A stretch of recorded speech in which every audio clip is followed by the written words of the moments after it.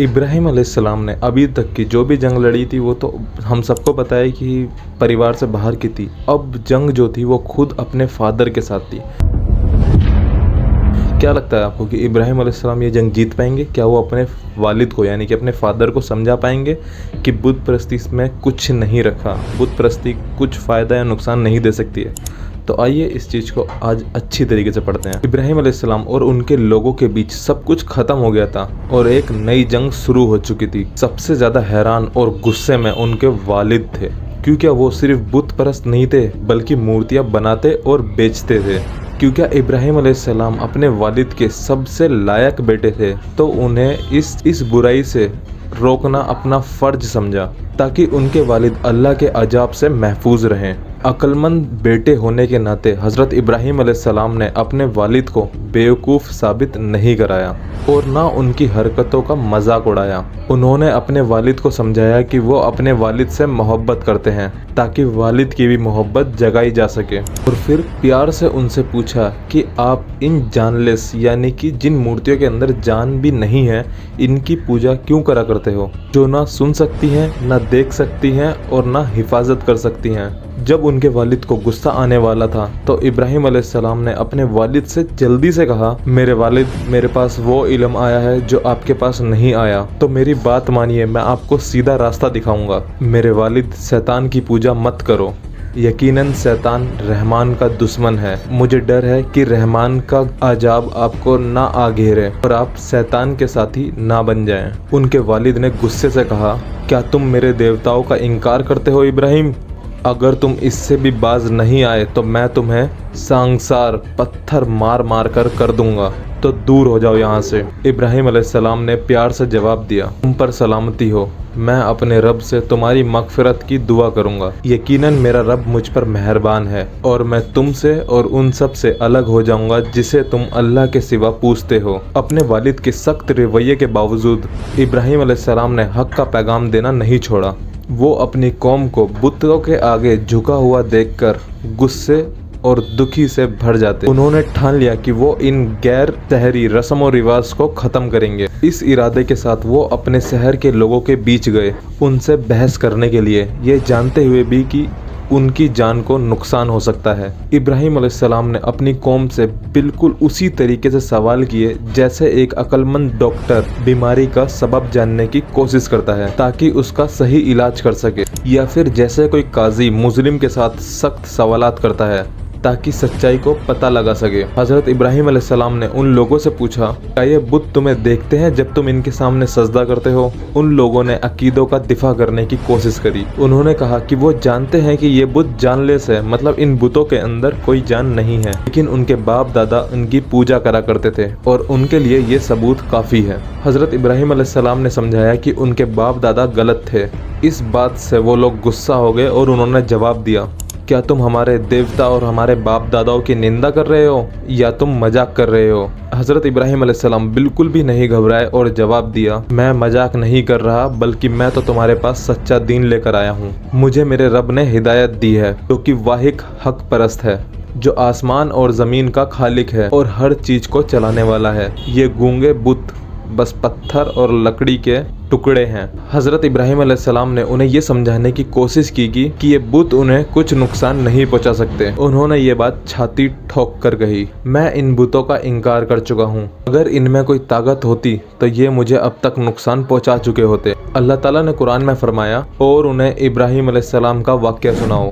जब उन्होंने अपने वालिद और अपनी कौम से कहा, तुम लोग क्या पूछते हो, तो उन्होंने जवाब दिया, हम बुतों की पूजा करते हैं और हम उनके लिए हमेशा वफादार हैं। हज़रत इब्राहिम अलैहिस्सलाम ने पूछा, क्या ये तुम्हारी सुनते हैं जब तुम इन्हें पुकारते हो, या ये तुम्हें फ़ायदा पहुंचाते हैं या नुकसान? उन्होंने जवाब दिया, नहीं, लेकिन हमने अपने बाप और दादा को यही करते हुए देखा है। और अगर आपने हमारी इससे पहले की स्टोरी नहीं पढ़ी है तो वो पहले पढ़ लें ताकि आपको ये स्टोरी और ईजिली आसानी से समझ में आ जाए। लिंक डिस्क्रिप्शन में है पूरी प्लेलिस्ट का, और आपकी स्क्रीन पे भी दिखाई दे रही होगी हमारी पूरी प्लेलिस्ट तैयार है। हज़रत इब्राहिम अलैहिस्सलाम ने उन्हें समझाया, तुम देखते हो ये क्या चीज़ है जिन्हें तुम पूज रहे हो, तुम भी और तुम्हारी पुरखे भी, यकीनन ये सब मेरे दुश्मन हैं, सिवाय एक के जो आलमीन का रब है, जिसने मुझे पैदा किया और मुझे हिदायत दी। वही है जो मुझे खिलाता और पिलाता है, और जब मैं बीमार होता हूँ तो वही है जो मुझे शिफा देता है, और वही मुझे मौत देगा और फिर दोबारा जिंदा करेगा, और वही है जिससे मुझे उम्मीद है कि क़यामत के दिन मेरी मग़फ़िरत करेगा। और एक और सूरह में अल्लाह ताला फरमाते हैं, और इब्राहिम को याद करो जब उन्होंने अपनी कौम से कहा, सिर्फ अल्लाह की इबादत करो और उसी से डरो, ये तुम्हारे लिए बेहतरीन तरीका है अगर तुम समझते हो। तुम अल्लाह के सिवा बस मूर्तियों की पूजा करते हो और झूठ गढ़ते हो। यकीनन जिन्हें तुम अल्लाह के सिवा पूजते हो उनके पास तुम्हें रोजी देने की कोई ताकत नहीं है, तो सिर्फ अल्लाह से रोजी तलाशो और सिर्फ उसी की इबादत करो, यकीनन उसी के पास पलट कर आना है। और अगर तुम झूठा मानते हो तो तुमसे पहले भी कौमें अपने पैगंबरों को झुठला चुकी हैं, और रसूलों का काम सिर्फ पैगाम पहुंचा देना है। हजरत इब्राहिम अलैहिस्सलाम ने अपनी कौम को समझाया कि अल्लाह ताला हर चीज पर कादिर है। उन्होंने उन्हें नसीहत दी कि जमीन पर सफर करो और देखो कि अल्लाह ताला ने कैसे दुनिया को पैदा किया और कयामत के बाद फिर से जिंदा करेगा। हजरत इब्राहिम अलैहिस्सलाम ने उन्हें अल्लाह ताला की ताकत और क्रिएशन के बारे में बताया। बुत परस्ती अल्लाह को बिल्कुल पसंद नहीं है, क्योंकि अल्लाह ही पूरे कायनात का रब है। उसने इंसान को बनाया और रास्ता दिखाया, उसको खाना और पानी दिया, और जब वो बीमार होता है तो शिफा भी वही देता है, और वही इंसान को मौत देगा और दोबारा उठाएगा। हजरत इब्राहिम अलैहिस्सलाम सिर्फ अल्लाह से दुआ करते और वही कयामत के दिन उनके गुनाहों को माफ करेगा। लेकिन इब्राहिम अलैहिस्सलाम के समझाने के बाद भी लोग अपने बुतों से चिपक कर रहे और अपनी आइडोलेट्री नहीं छोड़ी। हजरत इब्राहिम अलैहिस्सलाम ने अपने वालिद का घर छोड़ दिया और अपने लोगों को भी और उनकी बुत परस्ती वाली सोच को भी। उन्होंने सोचा कि कुछ करना पड़ेगा लोगों के गलत अकीदे को बदलने के लिए, लेकिन अपना ये प्लान किसी को नहीं बताया। एक दिन हजरत इब्राहिम अलैहिस्सलाम को पता लगा कि शहर के सभी लोग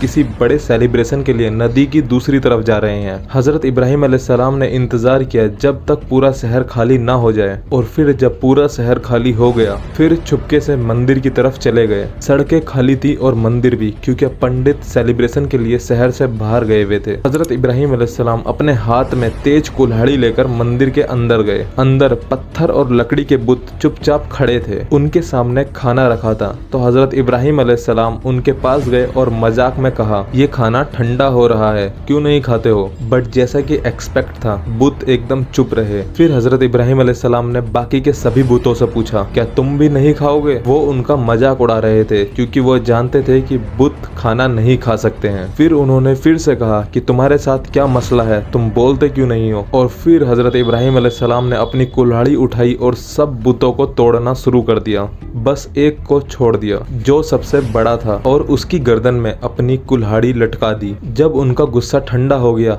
उन्होंने मंदिर छोड़ दिया। उन्होंने अपने लोगों को प्रैक्टिकल प्रूफ दिखाने का वादा पूरा किया कि बुतों की पूजा कितनी बेकार है। जब लोग वापस आए तो वो अपने बुतों को देखकर शॉक्ड हो गए, जो अब टुकड़े टुकड़े कर मंदिर में टूटे पड़े। सब आपस में बातचीत करने लगे कि ये किसने किया है। हजरत इब्राहिम अलैहिस्सलाम का नाम सबके दिमाग में आया। अल्लाह ताला ने फरमाया, उन्होंने कहा, हमारे बुतों के साथ ये जुल्म किसने किया है? वो तो वाकई एक जालिम होगा। उन्होंने कहा, हमने एक नौजवान को इनके बारे में बात करते हुए सुना है जो इब्राहिम कहलाता है। उन्होंने कहा, तो फिर उसे सब लोगों के सामने लाओ ताकि वो गवाही दे। उन्होंने कहा, क्या तुमने हमारे देवताओं के साथ ये किया है ए इब्राहिम? तब उन्होंने हजरत इब्राहिम अलैहिस्सलाम को अपने सामने बुलाया तो हजरत इब्राहिम अलैहिस्सलाम ने अपनी चालाकी से ये जवाब दिया, नहीं, ये सबसे बड़ी वाली मूर्ति ने किया है। इब्राहिम अलैहिस्सलाम ने लोगों को उनकी बेवकूफ़ी को समझने का मौका दिया और एक ऐसी डिबेट का आगाज किया जो उनकी सोच पर सवाल उठाता है। इसका मतलब ये है कि अगर वो लोग जो बुत परस्ती करा करते थे,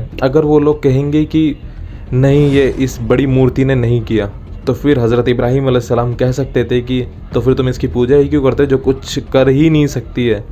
और अगर वो ये बात कहते कि हाँ, ये इसने ही गया है, मूर्ति नहीं करा है, तो फिर उन्हें हज़रत इब्राहिम अलैहिस्सलाम को छोड़ना पड़ता सबके सामने।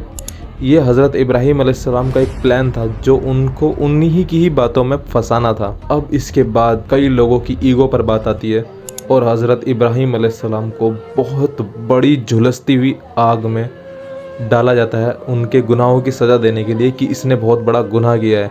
वो आग इतनी बड़ी होती है कि जिन लोगों ने उस आग को जलाया होता है उन्हें भी ये चीज़ महसूस होती है कि ये आग कभी बुझेगी ही नहीं।